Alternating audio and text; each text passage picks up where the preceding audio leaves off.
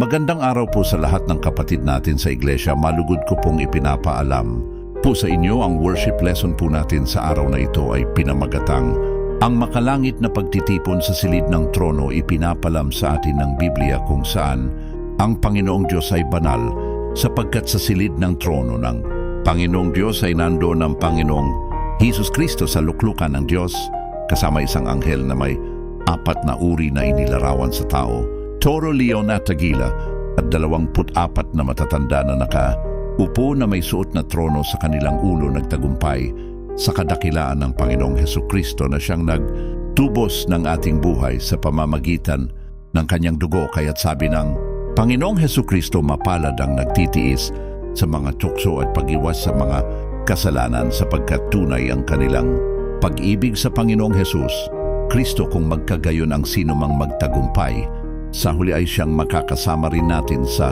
kaharian ng Panginoong Diyos.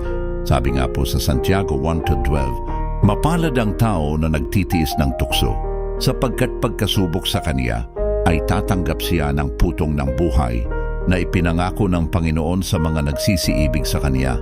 Mapalad ang hindi sumusuko sa pagsubok at tukso. Ang mga nananatiling tapat ay gagantimpalaan ng Diyos ng putong ng buhay. Buhay na walang hanggan. Ipinangako ito ng Panginoon sa mga tunay na umiibig sa Kanya. Maraming salamat po sa lahat ng kapatid sa Iglesia ng nakinig. Worship lesson po natin sa araw na ito naway suma.